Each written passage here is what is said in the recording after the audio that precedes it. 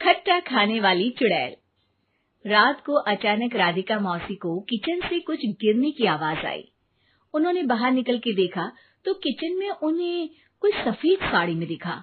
वो चीख पड़ी, हे भगवान, आलतू जलालतू आई भला को टालतू, आलतू जलालतू आई भला को टालतू। राधिका मौसी को चीखते सुनकर श्रवण बाहर आता है भागते हुए। अरे माँ, क्या हुआ? क्या देख लिया?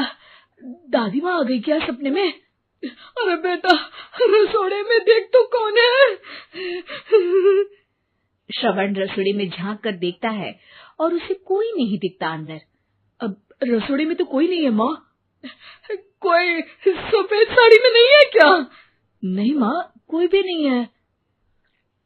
चिल्लम चिल्ली की आवाज सुनकर काजल भी वहां आ जाती है। अब क्या हो गया माँ जी? अरे बेटा, रसोड़े में एक चुड़ैल थी सफेद साड़ी में। अरे क्या कर रही थी वो अंदर? अरे बताया नहीं, कल आएगी ना तो पूछ लूंगी। चुड़ैल जी, आपका क्या प्लान है? माँ जी, रात बहुत हो गई है, आपने कोई बुरा सपना देखा होगा, चलिए सो जाइए। राधिका मौसी सोने तो चली जाती है, पर उनको रात भर नींद ही नहीं आती। वो कुछ भी उलझुल बातें सोचने लगती है। कहीं चुड़ैल की वजह से तो घर में टेंशन नहीं हो रहा, कहीं उसी की वजह से तो वो दादी नहीं बन पा रही। सुबह जब राधिका मौसी रसोड़े में छानबीन करती है तो पाती है कि नींबू का अचार गायब है। चुड़ैल नींबू का अचार ले गई, मुझे तो ठीक नहीं लग रहा कुछ। चुड़ैल को भी पता है कि जिंदगी का असली मजा तो खट्टे में ही है। राधिका मौसी झट से श्रवण को फोन कर देती है। बेटा, मुझे समस्या समझ में आ गई है, हमें एक तांत्रिक की जरूरत है। अरे क्या बोल रही हो माँ, तांत्रिक की क्या जरूरत है? आप पूजा पाठ तो कर ही रही हो ना। आलतू जलालतू मंत्र सारे फालतू जैसे कुछ मंत्र पढ़ो, चली जाएगी अपने आप चुड़ैल। अरे नहीं बेटा, कभी चुड़ैल को कम नहीं समझते। अरे तुझे पता भी नहीं चलेगा कि कभी वो छल करके काजल की जगह घर की बहू खुद बन जाएगी। क्या माँ, कुछ भी बोल रही हो? कहाँ काजल और कहाँ चुड़ैल? वैसे एक बात बताओ, काजल को अगर गाने के लिए बोल देना तो चुड़ैल काजल की आवाज सुनकर घर तो क्या, धरती लोग छोड़कर चली जाएगी। तुम ना पढ़े लिखे बच्चे हर चीज को मजाक समझते हो। तुम रहने दो, मैं खुद ही तांत्रिक को बुला लेती हूँ। अच्छा सुन, शाम को इमली लेके आना। क्या है कि चटनी खाए बहुत दिन हो गए है ना? नहीं माँ, इमली तांत्रिक से ही मंगवा लो ना, आटा वगैरह भी उसी से पिसवा लेना। देखो मुझे काम करना है। श्रवण रात को कई तरह की सब्जियों के साथ माँ के कहने पे चटनी के लिए इमली भी ले आया था, लेकिन राधिका मौसी के दिमाग में अलग ही फिल्म चल रही थी। उन्हें अब सिर्फ शक ही नहीं यकीन होने लगा था कि शायद चुड़ैल ने श्रवण पर अपना जाल बिछा दिया था, जिस वजह से श्रवण उनकी बात ही नहीं मान रहा था। पर कोई नहीं, आने वाली रात में राधिका मौसी खुद तैयार हो गई चुड़ैल को पकड़ने के लिए। रुद्राक्ष की माला, तुलसी का पत्ता, हनुमान चालीसा सब हाथ के पास ही था, बस चुड़ैल का इंतजार था।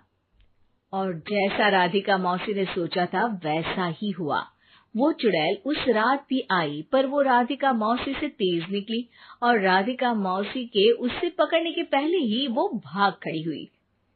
जरूर बहू पे साया है उस चुड़ैल का, तभी तो श्रवण के कमरे में गई है। और अगली सुबह राधिका मौसी पिछली रात हुए हमले में किन चीजों का नुकसान हुआ उसका हिसाब लगा रही थी।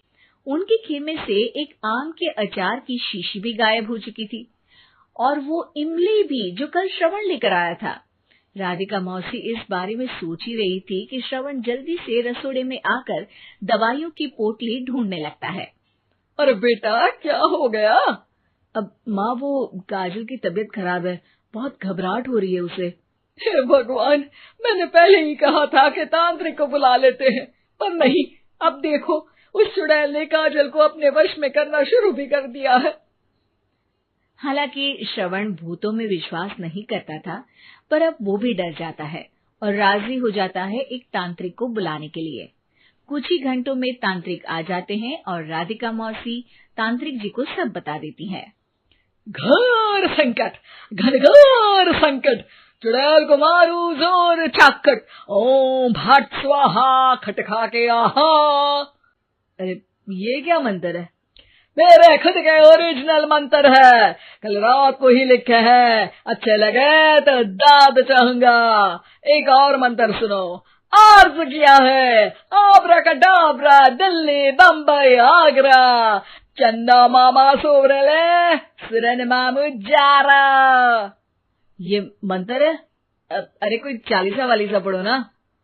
वक्त कम है, 40 नहीं पड़ेंगे, 20-25 में काम चलाना पड़ेगा।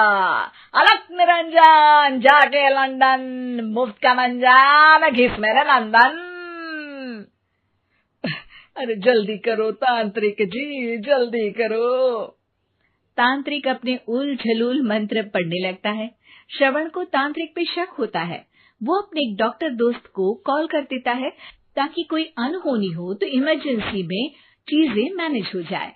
तांत्रिक धुनी रमाता है, जिसकी वजह से कमरे में काफी धुआं हो जाता है और जिसकी वजह से बहू की घबराहट बढ़ जाती है। अब भागेगी चुड़ैल। हाँ।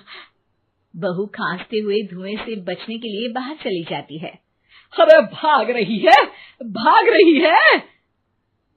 पीछे पीछे श्रवण भी जाता है। बहू एक सोफे पर बैठ जाती है। तभी डॉक्टर दोस्त आ जाते हैं और श्रवण को पानी लाने के लिए कहते हैं। थोड़े चेकअप के बाद डॉक्टर कहते हैं, मेरे हिसाब से जाप का काम पूरा हो गया है। क्या मतलब? अरे कुछ भी नहीं माँ, कोई चुड़ैल नहीं है, खुशखबरी है, अब दादी बनने वाली है। मगर वो सब अचार के डब्बे। श्रवण दोनों अचार के डब्बे अपनी माँ को दिखाता है, जो कि उनके बिस्तर के नीचे छुपे हुए थे। आपने सही बोला था माँ, वो चुड़ैल काजल ही थी जो खट्टा खा रही थी। हमें कल ही पता चला, पर हमने आपको ये तांत्रिक वाला काम करने दिया ताकि आपको भरोसा हो जाए कि भूत वगैरह कुछ होता ही नहीं। अच्छा अच्छा, ये तो बड़ी खुशी की बात है, पर बेटा मुझे एक झाड़ू तो ला दे। क्यों माँ? ये तांत्रिक का भूत उतारती हूँ मैं।